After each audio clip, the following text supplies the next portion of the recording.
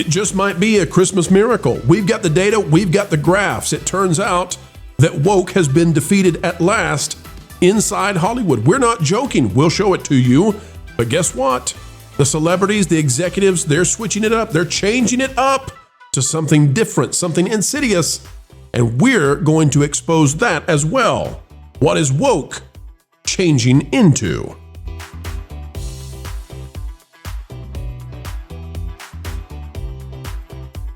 Hello, folks. Hello, friends. Welcome back yet again. Keeping you ahead of the culture curve is what we do right here on the Pro Channel, and we do it with a zeal that even the Holly Weirds can feel. As we dive in, click the like button. YouTube loves it when you're engaged, so engage with us. Drop a comment down below, click that notification bell, and if you're not yet subscribed, we're working hard every day to gain a subscription from you. It's all starting with a pig. At least this story is. Christian Toto out of Hollywood and Toto has this one. Is it safe? Is Hollywood finally tackling the woke mind virus? Now, this came out 3 weeks ago, and I'm not delayed in covering it. I just want you to know that Christian Toto was onto something big time.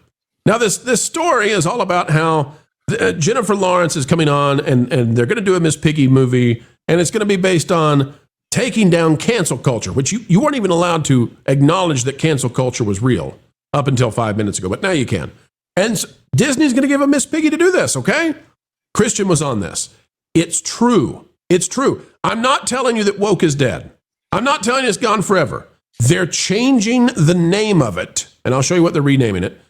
But I'm telling you, too, substantively, somebody, somewhere, the executives, the investors, the Bill Gates of the world have told them, drop it and drop it now. And finally, we can prove it.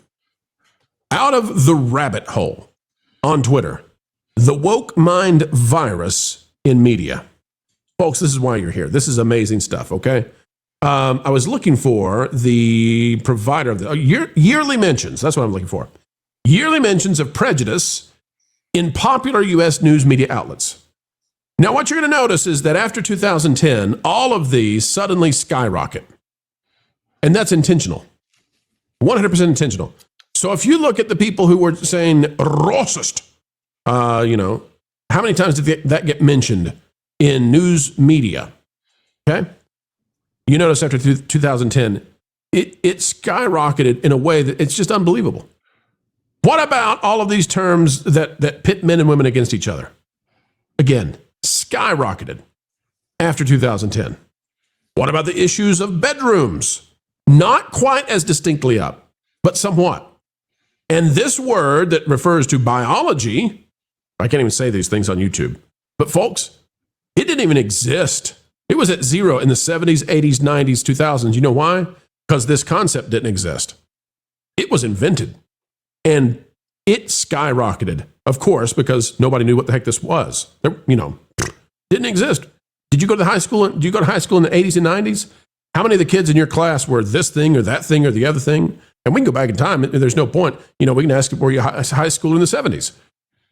You could name off all the people in your class, your graduating class, that were this or that or this or that. There was nobody that I defined it this way because we hadn't invented it yet. What about things to do with religion? What about things to do with, same thing, religion? Folks, it all exploded after 2010, and they did it on purpose. But I want you to pay attention to something. When it comes to the pitting men against women, what do you see here? What do you see on the graph? It's starting to dive down. New York Times, Washington Post, not doing it as much anymore. Los Angeles Times, receding a little bit. What about when we do the stuff with the bedroom? What do you see here? Sharp, intense decline all of a sudden. Sharp, incredible decline. It's across the board. This stuff, and it's a different reason for the Semitic stuff, right? Different reason that's happening. But I'm telling you, they're retreating. You can see it. Finally, we've got the data to show that it's happening. But don't for a minute think that they haven't changed. They're like chameleons. Here's what you need to see. The New York Post saw this coming. And referring to entertainment companies, Will Hild has this: beware belonging. The sneaky word companies use to keep up their DEI discrimination. This article goes on to talk about how they've switched over to belonging, and that's how they're going to keep the stuff that you've had enough of, and especially in entertainment companies. And what have we just seen with Disney? What is Disney doing now? Ron, do you remember the B word? Not that B word, Ron. Ron, do you remember the B word that Disney is using now for all of their employees to help them feel snugly and comfy in the company? Belonging. Belonging, that's right. Which is weird because does that mean they changed the inclusion key to be the belonging key? Isn't it interesting? Isn't it interesting? Ron, what do you think about this idea? Because, folks, I've got it here. I'll bring it up for you. They're exactly right. Ron, look, it's embedded straight in the company now. They got rid of the woke stuff. But is it the same thing of a different name? If we go here, inclusion.twdc.com, at Disney, we want everyone to belong. They want you to belong, Ron, at Disney. It's really funny. This was not one of Walt's values. And he was very, very specific that there was literally an element of people that Walt specifically wanted to keep away from the parks, which is why his initial idea of the parks was to not include any alcohol at Disneyland, which eventually went to the Magic Kingdom. Of course, Walt Disney World is huge and it's understandable, resorts and stuff, but it's spread everywhere now. But it's exactly the antithesis, used the correct way, by the way, of what Walt wanted, which was to keep certain of the more rowdier elements of people out of the parks. He didn't want people climbing up the side of the Mexico Pavilion. He wouldn't have wanted people going to Nintendo World and climbing in the Game Cubes and stuff like you reported on earlier on that park place. Look, the fact of the matter is, what Walt wanted for the parks specifically was a place where families, generational families, come enjoy each other's company, enjoy rides and experiences together, and be safe while doing it. And look, there is a reality to our society that some people don't present themselves in ways that's safe to everybody. And it's just a fact.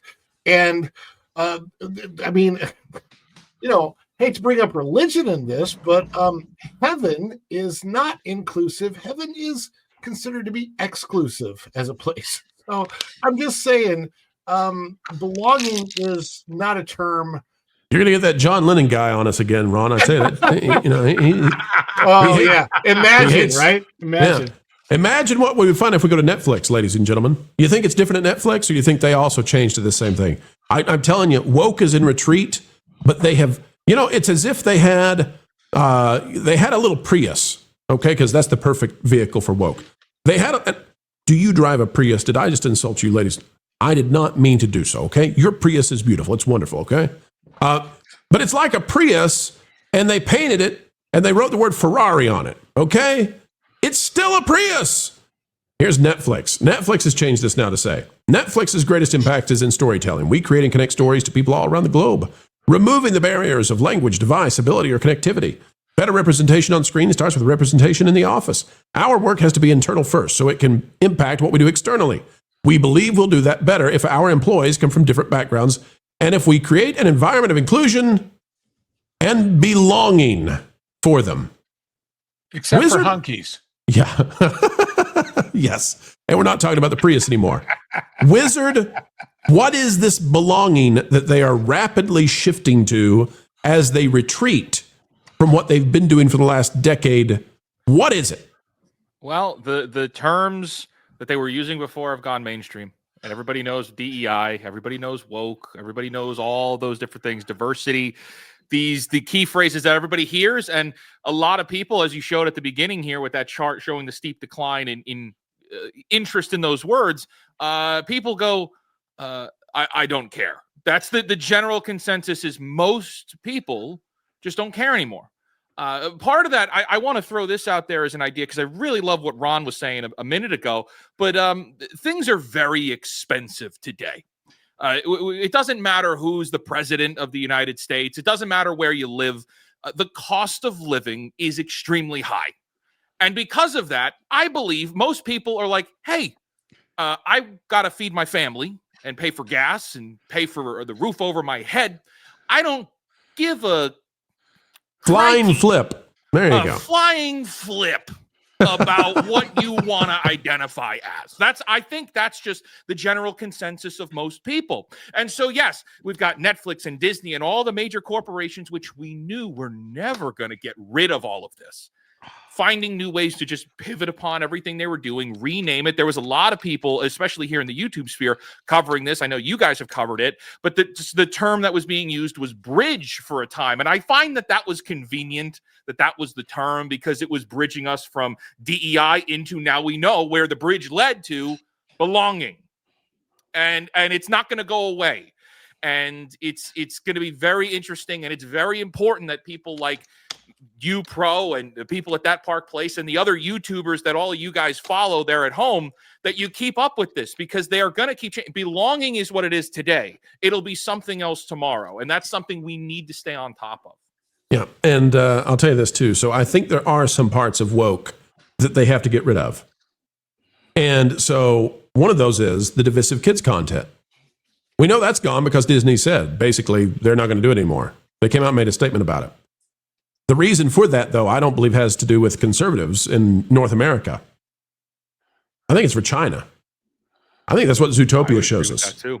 And the other thing I would say is Bill Gates gave he gave the whole thing away when he came out and said, yeah, this climate change thing's not going to get us anymore. Now, why did Bill Gates come out and pivot from doom and gloom and we're all going to die, you got to do X, Y, and Z, but I'm going to buy up all kinds of island property and put my house as close to the sea as I can? Why did Bill Gates suddenly change his mind about that, just out of the blue? Because they see what AI is going to do. And it's build, baby, build, not drill. Build, baby, build the nuclear power plants and anything else they need for electricity to supply these data centers. So those parts, environmental movies, all that kind of stuff, divisive kid content, that's gone, but they're going to dive into belonging. Lou, I know you got to hop off here. What would you like to add to the conversation before we let you go? That I love you all, that I respect you all, and that, don't expect it to happen quick, because these people have, remember my thing about lead time. If they all came out tomorrow and really meant it, they couldn't get rid of it for 5 years. So all of their protestations to the contrary are just press puffery. They really are. There you go. No principles, just puffs. Lou, we'll catch you real soon. Okay, I'll see you all here and on the various properties. And of course, I have this Patreon called Lou's Views that you might want to explore. But tonight, I'm done. He's D-U-N, done, ladies and gentlemen. Later, Lou. All right, Lauren, your thoughts on them changing the name to Belonging? It's kind of, I don't know. I want people to belong where they are, but some people don't belong where they are, and some people belong in other places. I don't know. It's just kind of weird to be like, hey, we've hired you, thus you belong here. And it's just a Trojan horse for something completely different. There's two ways that I would use to short circuit this argument. The first is, if you are the group that is saying that you want to be inclusive of everybody, that's our value. That's what we want to do. We want to be inclusive. If you want to hire me and I come in and say, well, I don't want to be inclusive. If you respect my viewpoint, do you now want to hire me or not? If not, then you're not being very inclusive, are you? But secondly, if you're setting up your statement the way that they did, it's not on the screen anymore, so I can't read it, but the statement was essentially saying that this was the Netflix statement, I think. We have to start the work ourselves. We have to make sure that minority voices and everything are represented here so that they feel as though they belong. Well, that means that you're the group that is determining who does and who does not belong. That also doesn't sound very inclusive. This is ridiculous. You don't get to define who belongs and who doesn't. Yeah. You either hire people and fire people and don't pay any attention to what their viewpoints are. That's truly inclusive. Or you're going to set a standard and you're going to apply it, but then you have some exclusivity that is applying to your hiring practices. So just be honest about it. Stop trying to dress it up to make it sound good. Be honest about what you're doing. Well, let's read this on Rolling Stone, because you're exactly right, dressing it up. Just listen to the English I'm about to say. Belonging is the new bottom line. Culture can't be a checkbox in global business. Now, first of all, I don't know what any of that means. I understand each and every word, and I scored very highly on all of my language tests, as you might imagine, given what I do for a living, back when I was in school. I don't know what that means. Let's see if we get a hint in the subtitle. You ready? Wait, real quick. Are you sure it's not about Culture Casino? Like, are they not saying Culture Casino can't be? It could be. I don't know. Maybe they're calling him out. Let's see. Culture isn't a luxury. It's a competitive advantage. And the most powerful currency within culture is belonging. Agree with the former, strenuously disagree with the latter. Explain this word salad to me, please. Well, I think they're right saying that culture is a competitive advantage. The United States absolutely proves that as a matter. Lauren, they're not saying that American culture is superior. They would never say that. They would vomit if they thought they had accidentally said such a thing. Except for the fact that our culture is our greatest export. It's what we sell. It's the only thing that we export right now. So in that sense, I think they can grok that statement.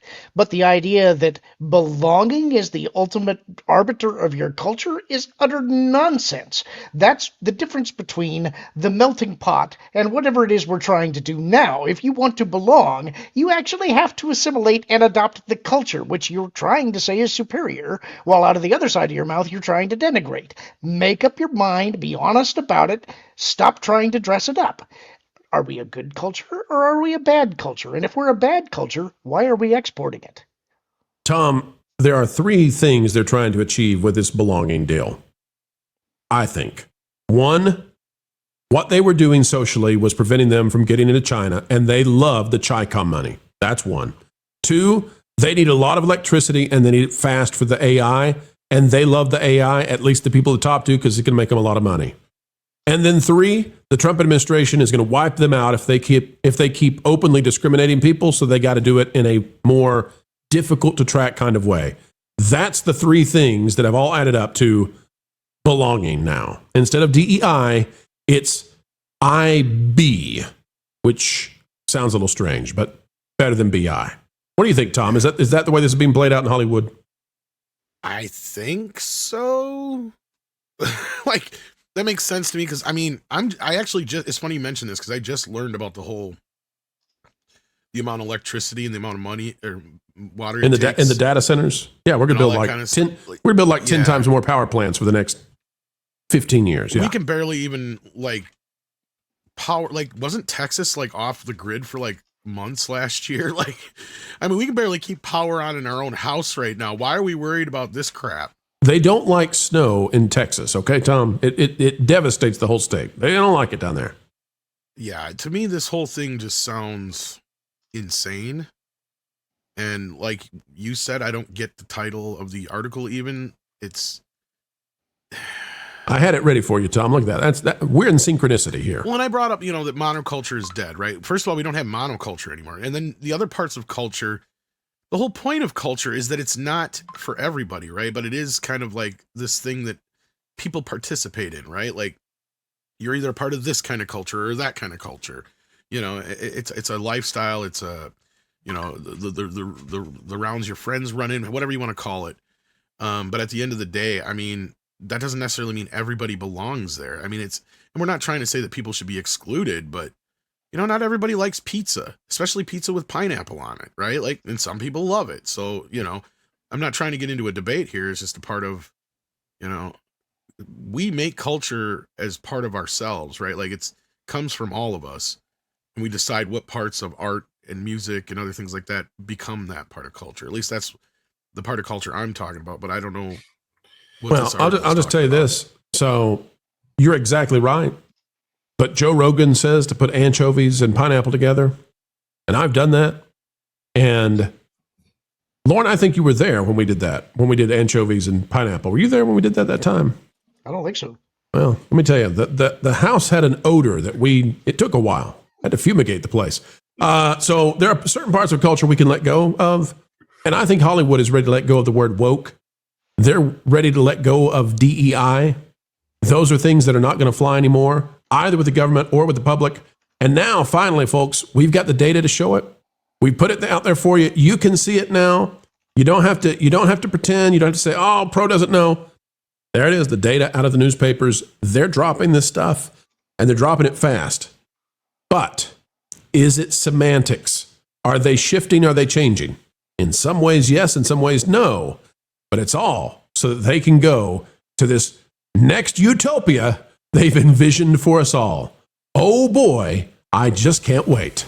Put this baby to bed. This video is over. Turn off the lights, but not quite yet, folks, because we do ask one final thing before we say goodbye, and that is, would you consider clicking the like button? Share, subscribe, click it and stick it to those algorithms. It is the notification bell, and drop a comment down below.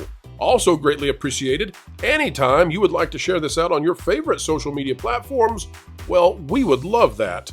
And we'd also love to hear your thoughts. Folks, drop a comment down below and use that beautiful mind of yours. If you would not mind, we'd love to know what you're thinking. Also, if you would like to become a member of the channel, it's as simple as clicking the join button. It is the price of a soda per month, and you'll gain access to all kinds of new, cool, exclusive information. Folks, until the next time we have the honor of spending time with you, keep learning, keep growing, and as always, keep having fun.